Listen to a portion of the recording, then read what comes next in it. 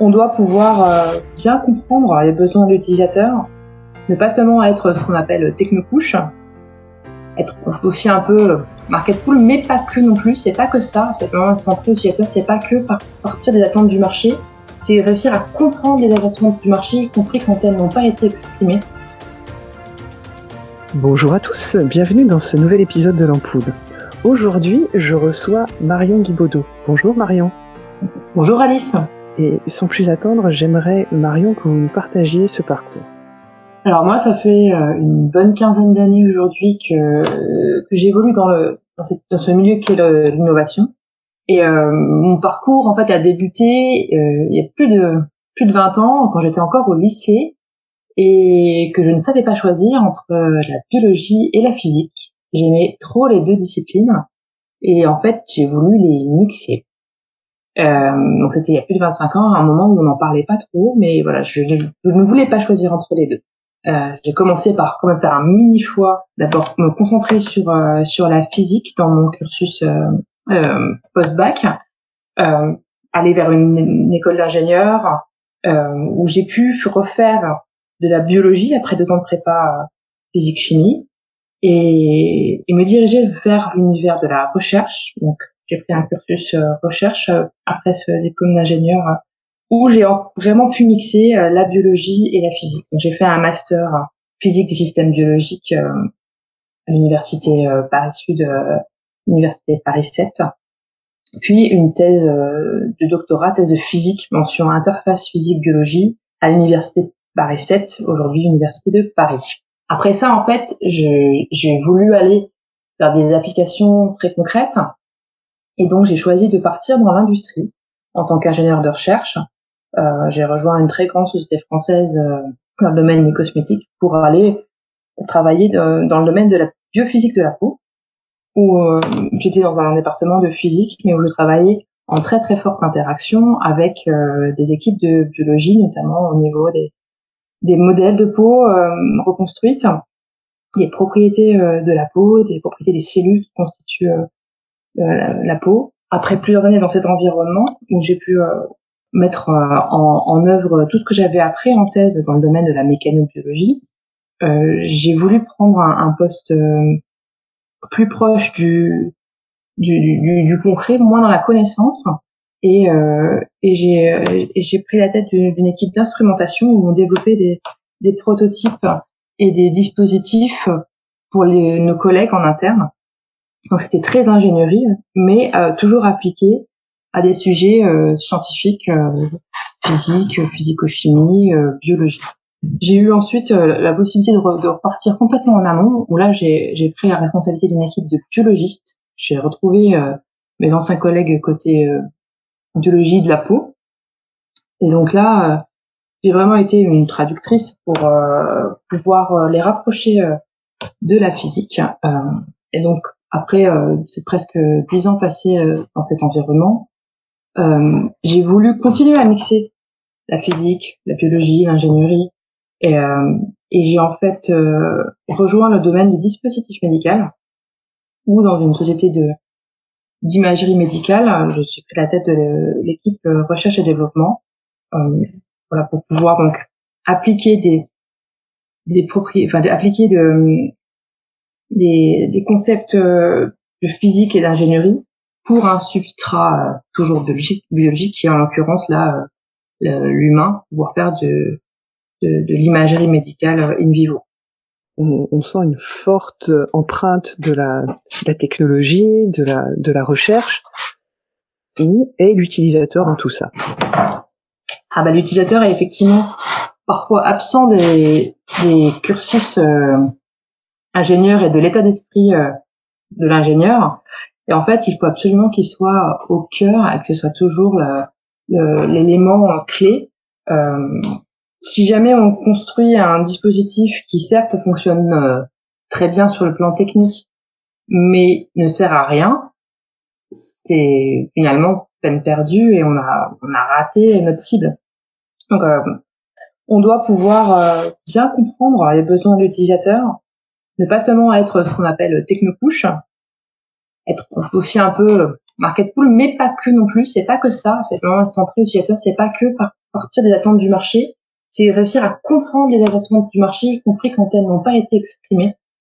C'est pas parce que on veut avoir une voiture avec un cheval qui va plus vite que c'est la bonne réponse. C'est peut-être l'automobile finalement, il n'y a rien à voir. Donc réussir à se détacher aussi du sens premier des choses qui vont être exprimées par l'utilisateur, parce qu'en fait, il faut qu'on puisse répondre, pour pouvoir aller vers le développement d'une technologie, il faut pouvoir répondre à deux questions.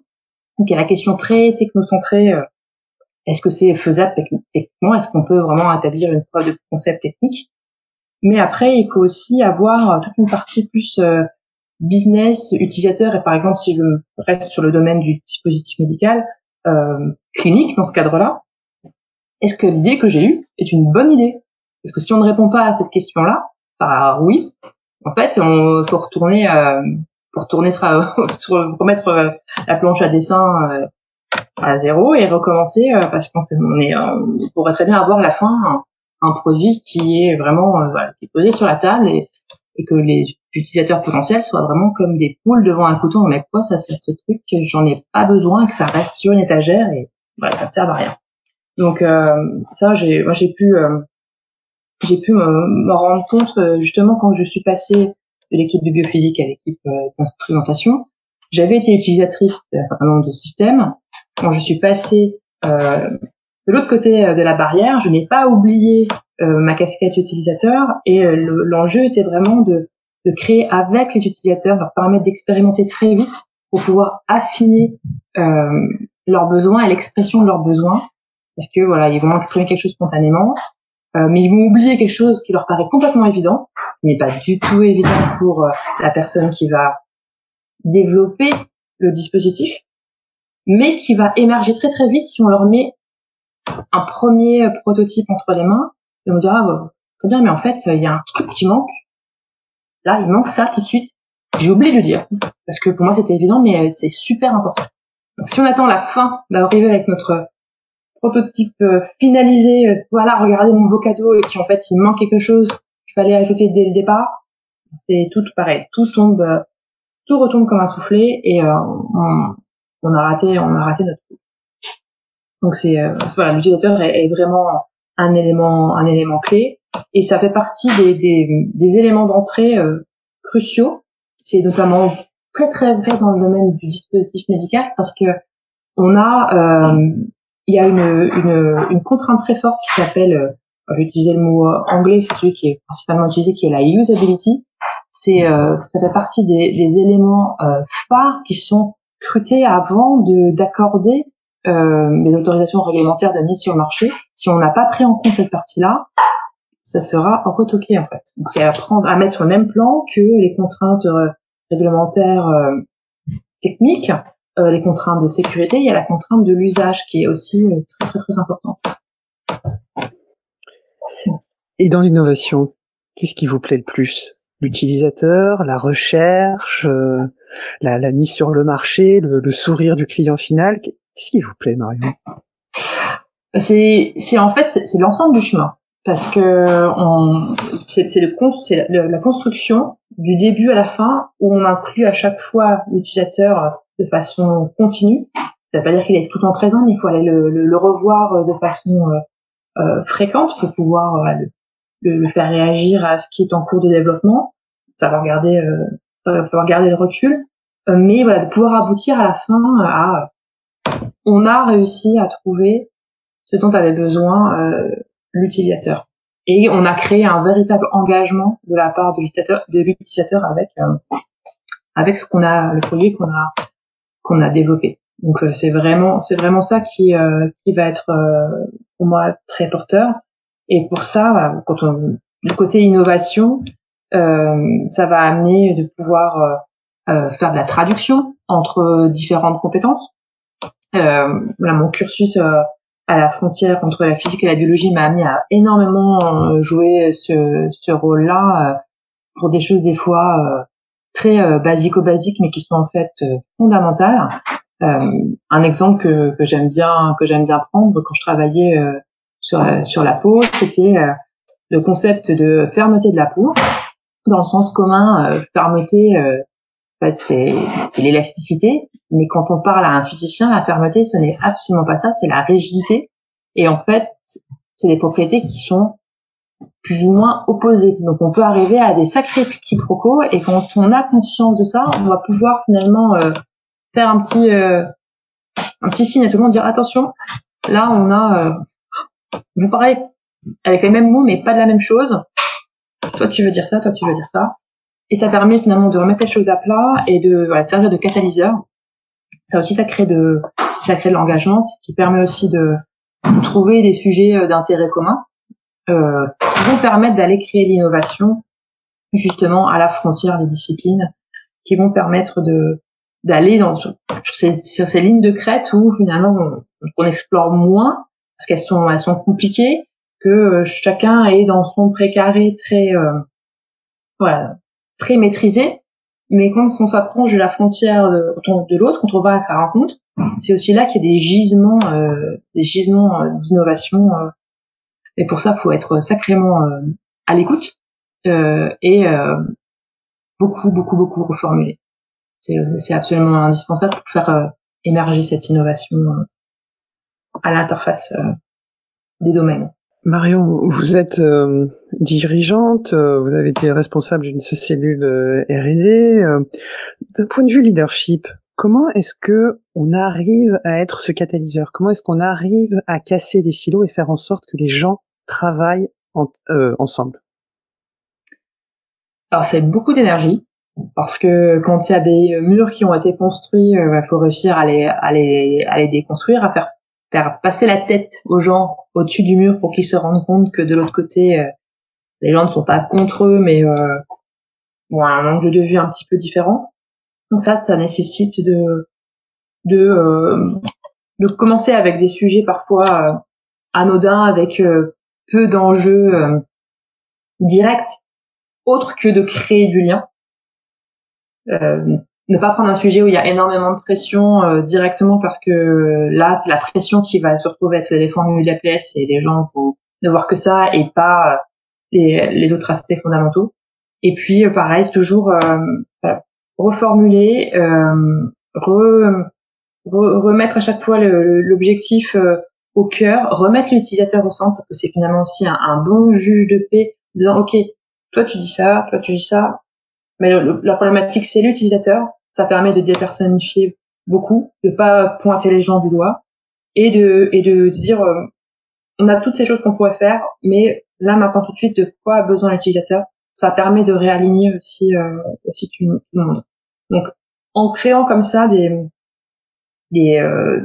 petits sujets au départ qui vont servir de catalyseur, on permet aux gens de se découvrir ou se redécouvrir, de se rendre compte que ils ont besoin les uns des autres, de se rendre compte qu'ils peuvent compter les uns sur les autres, et dans ce cas-là, peuvent travailler ensemble et donc de créer ce qui est l'élément indispensable pour casser les silos, c'est-à-dire créer la confiance entre les gens. S'il n'y a pas de confiance, on peut pas les casser, et très très vite les gens vont repartir dans leur coquille et ils ne se parlent plus. Donc ça refait une guerre de tranchées. Donc c'est vraiment ce côté écoute, reformulation, créer le contexte, créer les premiers sujets suffisamment petits pour qu'il n'y ait pas la pression tout de suite, suffisamment intéressants pour que les gens s'en saisissent, passer les premières frictions du départ, parce qu'il y en a forcément, ne pas s'arrêter à ça. Les gens vont au fur et à mesure se rendre compte, en travaillant avec les autres, que ils sont comme eux et que oui, chacun peut s'apporter quelque chose et qu'ils peuvent se faire la courte échelle plutôt que de tirer dessus. Merci beaucoup, Marion.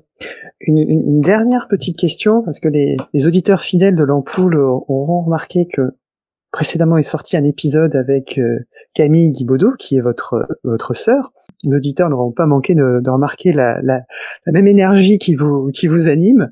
Alors, partagez-nous votre secret. Comment est-ce que vous arrivez à avoir une telle énergie? Je pense que ça vient de la curiosité que j'ai toujours eue, avec laquelle j'ai fatigué mes parents petits, avec des pourquoi en cascade. Pourquoi si, pourquoi parce que ça, pourquoi ça, parce qu'autre chose. Et à la fin, je finissais par avoir écoute là, je ne sais pas.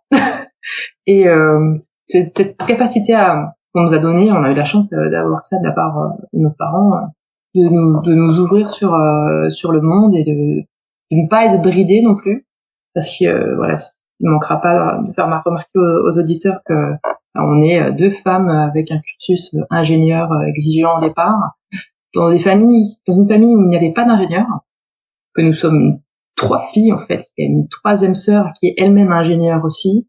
Donc voilà, il y a un contexte effectivement où on nous a permis, on nous a pas bridé sur ce qu'on avait envie de faire, ce qu'on voulait faire, et qu'on nous a toujours encouragé à ça.